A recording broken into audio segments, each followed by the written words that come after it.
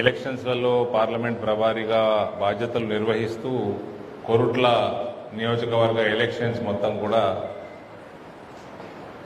ఆయన ఇన్ఛార్జ్గా ఉండి మనకి పెద్ద ఎత్తున గెలుపు దిశగా మనందరికీ మంచి దిశానిర్దేశం చేయడానికి వచ్చిన వెంకటరమణి గారికి నేను ఎంపీగా ఎన్నికైనప్పుడు నాకు జిల్లా ప్రెసిడెంట్ ఉండే, ఆయన జిల్లా ఇన్ఛార్జ్ ఉండే. లక్కీ హ్యాండ్ వెంకటరమణి గారు, వెరీ లక్కీ హ్యాండ్. పార్టీలో చాలా సీనియరు. మనకి లక్ష్మణ్ గారు ప్రెసిడెంట్గా ఉన్నప్పుడు ఉపాధ్యక్షులుగా ఉన్నారు ఆయన. అదేవిధంగా అసెంబ్లీ కన్వీనర్ సుఖేందర్ గౌడ్ గారు, సీనియర్ నాయకులు డాక్టర్ రఘు గారు, సీనియర్ నాయకులు ఆకు లింగారెడ్డి గారు, state council member Narender Reddy గారు,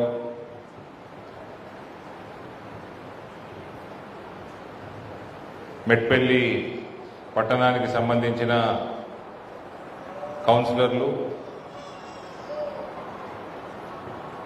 వివిధ ఆఫీస్ బేరర్స్, ఈ కార్యక్రమానికి విచ్చేసిన నా తోటి కార్యకర్తలందరూ కూడా నమస్కారాలు తెలియజేస్తూ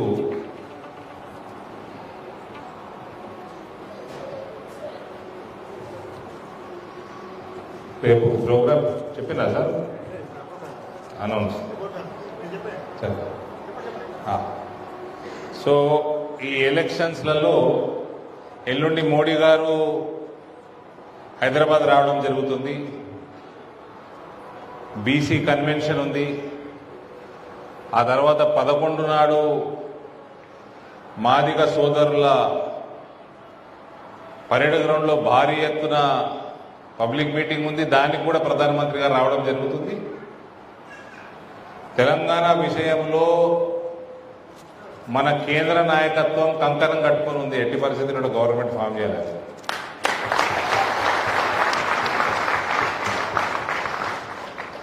ఆ గవర్నమెంట్ ఫామ్ చేసి తీరుతాం కూడా. ఏ రకంగా నమస్తే జీ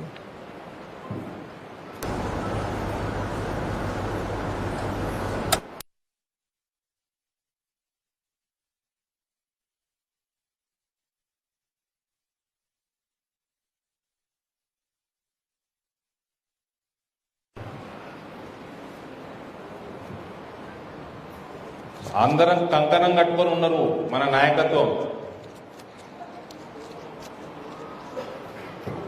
ఛానళ్ళు, టీవీ ఛానళ్ళు, రాజకీయ పార్టీలు అయినాయి.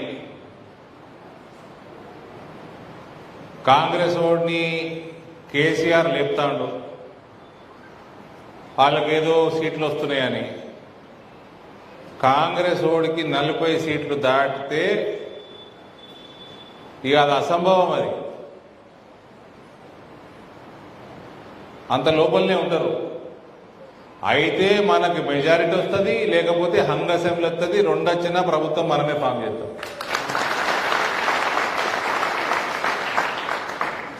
రాజకీయాలు ఎన్నికల కంటే ముందు ఉంటాయి, ఎన్నికల తర్వాత కూడా ఉంటాయి. ఎన్నికల తర్వాత రాజకీయాలు కూడా చేస్తాం. బాజాబ్తా చెప్తున్న ఛానళ్ళకు నేను, మీడియాకి, మీరు రాజకీయాలు చేస్తే మీడియా మేము కూడా చేస్తాం రాజకీయం. 100% తెలంగాణలో భారతీయ జనతా పార్టీ ప్రభుత్వమే, కాంగ్రెస్ ఓటు రాడు.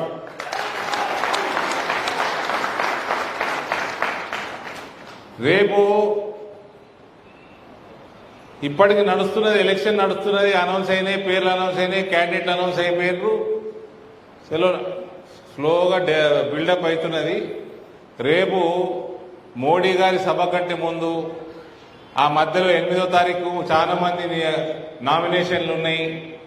నాది కూడా 8వ తారీఖు ఒక ఇన్ఫార్మల్ నామినేషన్ పడుతుంది. 10వ తారీఖు నాడు మళ్ళీ ర్యాలీతో నామినేషన్ వేద్దాము. కాబట్టి నామినేషన్ల ప్రక్రియ పార్లమెంట్ సెగ్మెంట్లు ఊపందుకుంటుంది కాబట్టి అందులో బిజీగా ఉంటాము. మళ్ళీ 11 ప్రధానమంత్రి గారు వస్తున్నారు. 12, 13 పండుగ ఉన్నట్టున్నది. 14 తర్వాత మనము ఫుల్ ఫ్లెజ్డ్ రోడ్ షోస్ ఉంటాయి.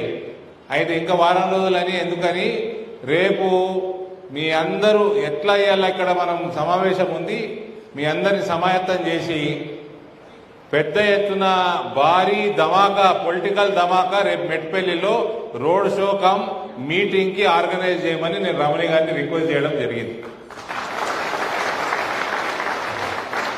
ఈ కాంగ్రెస్ ఓడు, రేవంత్ రెడ్డి ఓరు,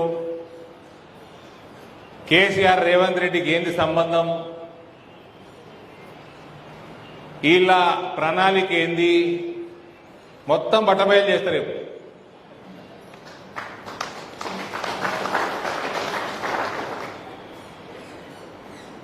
ఓ పెద్ద కాంగ్రెస్ ఏదో ప్రత్యామ్నాయం అంటూ ఈ మేడిగడ్డ పిల్లర్లు మునిగినాయండి.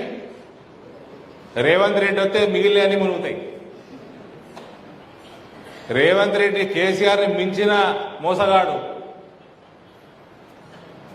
రేవంత్ని మించిన మోసగాడు రాజకీయాలలోనే ఉండడు, మొత్తం ముంచేస్తాడు. నేను కేసీఆర్ తోటి కొట్లాడతా కదా, కేసీఆర్ కుటుంబంతో కొట్లాడతా కదా. అసలు కుటుంబానికి మీ అందరి ఆశీర్వాదంతో ఆ కుటుంబానికి ఓటమి రుచి చూపించిన మనమే కదా. నేను చెప్తున్నా, రేవంత్ కంటే కేసీఆర్ మంచోడు,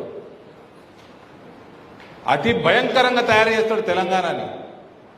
కాంగ్రెస్ పార్టీ మొత్తం లేపేదే కాంగ్రెస్ పార్టీని కేసీఆర్, ఇద్దరు కలిసి నాశనం చేస్తారు. మనం జాగ్రత్తగా ఉండాలి చాలా. ఇవన్నీ కూడా రేపు మాట్లాడతాను. ఇప్పుడు నేను మీ అందరితోటి పర్సనల్గా 1 by 1 కలుద్దాం అనుకున్నాను, కానీ మన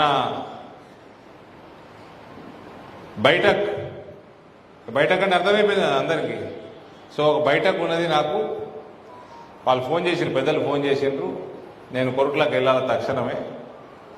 కాబట్టి రేపు అందరినీ కూడా నా రిక్వెస్ట్ ఏంటంటే, అందరు కూడా తమ బూత్లలోంచి మన కమిటీస్ని అంతా తరలించి, మన కార్యకర్తల్ని అందరినీ తరలించి రేపటి మెట్పల్లి రోడ్ షోని మనం బాగా సక్సెస్ఫుల్ చేసుకొని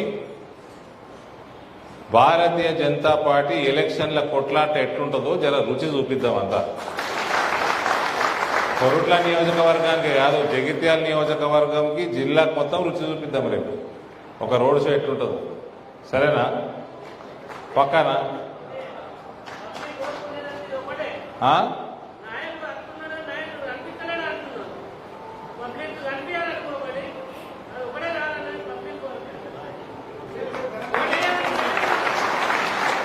ఒకసారి నేను కనిపించినాక నేనే కనబడతా, ఇక ఓడు కనబడి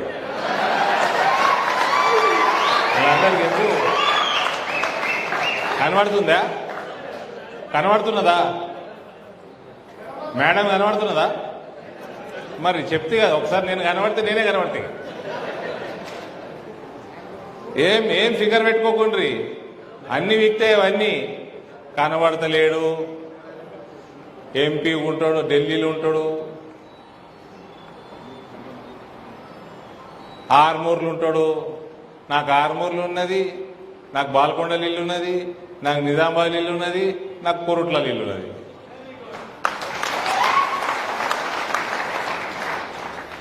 ఎట్లా కనబడతా అంటే, కొరుట్లకు మెట్టిపెళ్లి మధ్యలో కొలుస్తా, కొలిసి సెంటర్లో 2 ఎకరాల్లో ఇల్లు కడతా.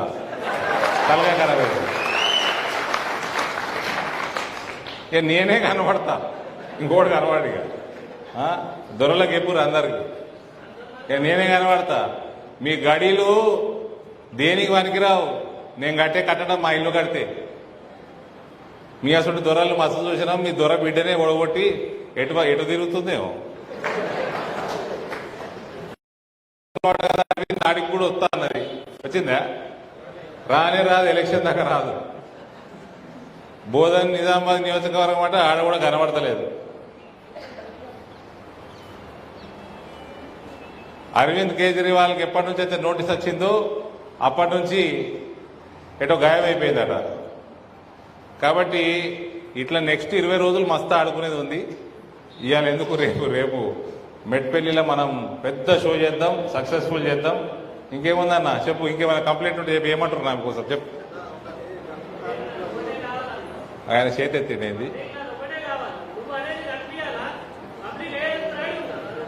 సరే అది చూసుకుంటా, నేను చూసుకుంటలే. గల్ఫ్ కార్మికుల గురించి సెల్లు 500 కోట్లు 300 కోట్లు పాలసీ కాదు. భారతీయ జనతా పార్టీ గల్ఫ్ కార్మికుల కోసం ప్రత్యేక డిపార్ట్మెంట్ మినిస్ట్రీయే పెడుతుంది.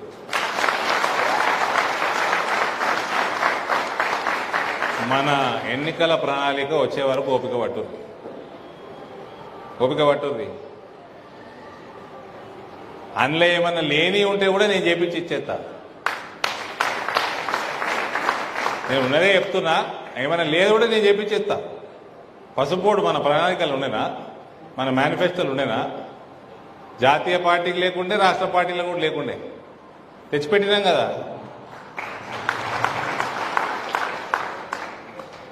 ఓకే, నాకు మీరందరూ సెలవిస్తే నేను కొరుట్లకు పోతాను.